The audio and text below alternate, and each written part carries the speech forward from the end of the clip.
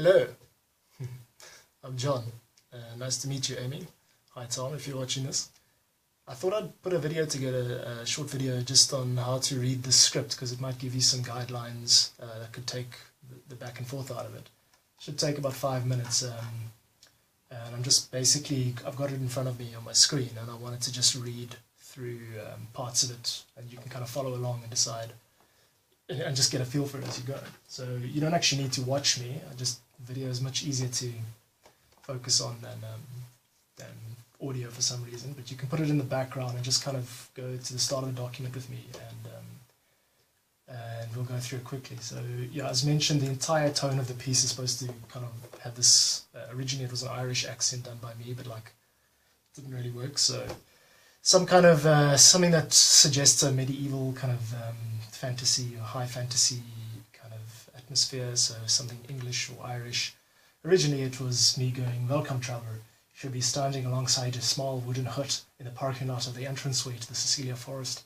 We've got a ways to go and we'll start walking soon, but first let me explain how this works." That kind of thing, but it sounds a bit contrived to me. I don't mind doing it, but I think that probably you could do a better job, so yeah, let's see how it turns out.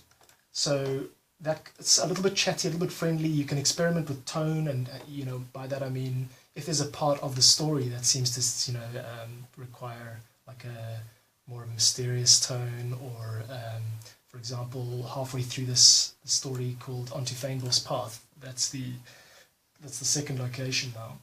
It's a story about a dragon that catches the stone in its mouth, and the youngest son is able to steal its jewel. So at the surprise and the action moments, definitely a little bit of extra emphasis. For example, the third son crept closer and closer to the dragon, and at the exact right time tossed the hot rock into the air. With fortune, the dragon mistook the two and caught the scalding hot rock in its jaws. You know, like that kind of thing. Bring some actual emphasis to it. It's like standard stuff. I'm sure you know what you're doing. Someone is coming in the door there. There's no one home. Okay, so that's that section, storytelling tone. Next section, Blue Gum Forest, next location, that's fine. The elf who danced the man to death. So this is the start of our kind of rhyming section. So the meter is hopefully going to be something that you pick up on quite easily. So I've written it and I've read it out, and it's got rhythm to it. So when you do narrate this, let your ears be open to a story which still is told by fireside in the mounds of a she, of the huntsman who lived in a stone timber house in the forest with wife, young and pretty was she. So it's got that rhythm to it. Try and stick to it. Obviously it's not exact, and you can bring your own interpretation to it. But compounded words here, like put one foot before another, and you know, like just drop the so we can fit those syllables into the line. So yeah, that's the kind of poetic side. Then next up here, Toad Road, just standard kind of be careful. Anything relating to safety, just slow it down, enunciate it very carefully. We don't want to be too creative when we're telling people to cross the road safely. They've got headphones in, they might be paying attention to the audio and not. So just with stuff like that, just as a general disclaimer, just be very aware of that. You know, we have to obviously get them around without getting killed. Cool. Then we've got this location, the road to Bellwoods, standard navigational track. Then into the Bellwoods, we've got the first of what I'm calling these info boxes, which are a complete break from fantasy tone and fantasy storytelling. This is now kind of researched historical, the origins, the literary origins of these very fantasy creatures along the way. So whenever you read out an info box, you can make it obviously friendly, but just think you're kind of addressing people who are into this route now, not just for the fun and the games and the people like me just like to walk around in a stoner haze. We're talking now to people who might have an actual interest in the literary background of the route. So quite straightforward delivery there. Nothing that sticks its head out too much, if that makes sense. Okay, over Bell Path, left into deep forest, the first bridge, another info box. After which I've given some guidelines. I've started writing musical cues in square brackets, but that's not complete. But I'll punctuate the story along the way with ideas of when the tone is going to shift. If it's in the middle of one audio file, it's in the middle of one location.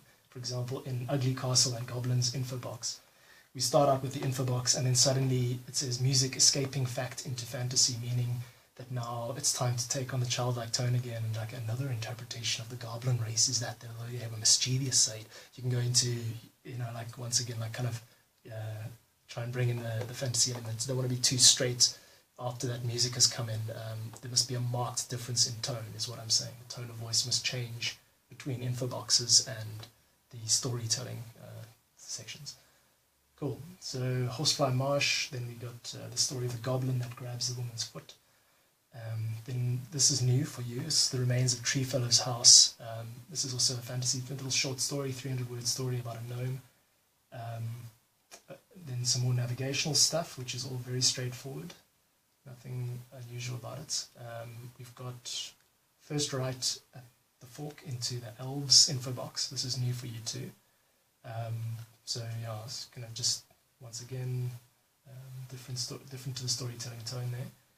Follow the horse path, the tree stump into Horseferry Woods, minor fork left, stone wall uphill, into the Dryad's Woods, Silver Tree, which is a confirmation track. It just means that trying to reassure them that they're on the right track.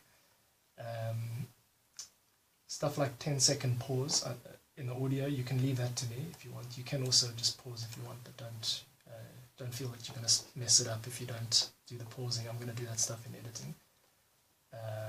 Then we've got a story called The Tree That Caught the Arrow, which has got an old-fashioned language about it. So some of the script is just, you know, written like the info boxes is just written in modern English, but some of it I've tried to make it sound a little bit more old-fashioned, as if you're reading a poem from 400 years ago or 300 years ago or something.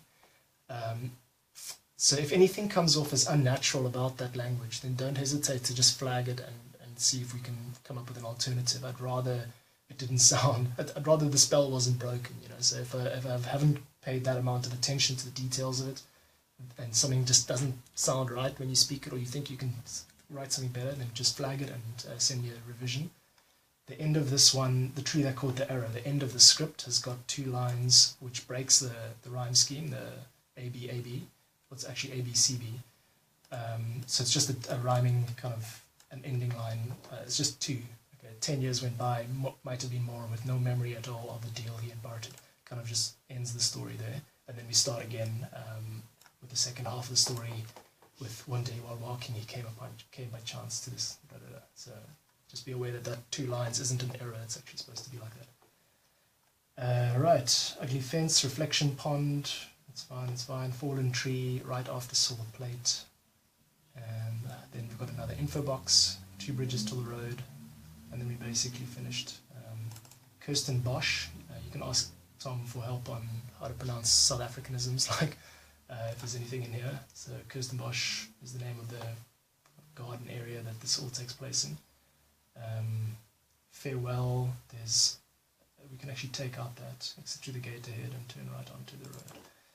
No point in pronouncing road names when there are no road signs. People want to know what you're talking to. And this last, very final page, which is called Final Touches, you don't have to read that out. That's just stuff that I'm going to place in text. Okay, so that's basically it. If you're in doubt, err on the side of speaking slowly, because when people aren't reading, they're just listening. Like when you listen to a podcast, it takes a fair amount of attention to continue, you know, paying attention. Your attention span when just listening, especially when you're walking and paying attention to other things, is 2 or 3 minutes tops. So especially when reading the Old English stuff, just keep it really slow, so that the pace at which, I'll just demonstrate the pace at which you could do this. I'll go back to the second or third location called Blue Gum Forest. So we're passing through the Blue Gum Forest here.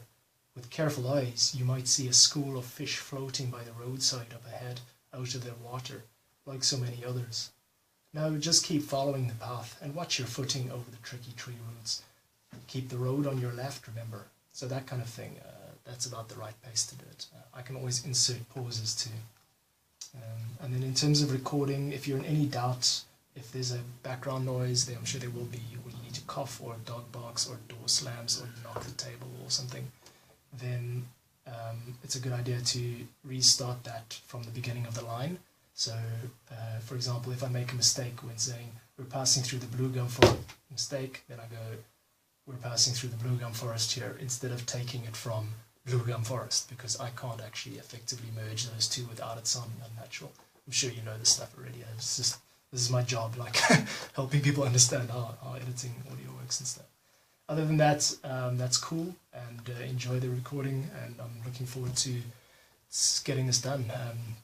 I actually want to show you, just while I've got the video on, is to show you the finished map. I can also send this to you. We've got a map which walks around the areas, some of the most beautiful areas in the Cape, which looks like that. Doesn't look like much at the moment, but that is about an hour and a half walking route. Yeah, just excuse my internet connection's really crap here, but you can, when the map loads, you'll be able to see, it just takes you all around, like through this area, and so that's completely done. The way voice map works is each one of those red circles is a location, which is a GPS trigger. So when you walk into that circle, then it's going to trigger the audio file associated with that route. So, for example, this one over here is called Ugly Fence, and it's got a location over here, Ugly Fence, which we can edit. So I will take our script and paste it in there, and I will take our recorded audio and play it and paste it in there too, so that when they walk into that, the associated audio plays, and that's how we're going to create this thing. Alright, cool. That's turned into an 11-minute, 12-minute video. Thank you very much. I appreciate you paying attention, and yeah, let's see what we can do with this. It's been about 4 months of getting this thing together now, so I'm looking forward to seeing the end of it. Cool. So let me know if you need anything. Bye bye.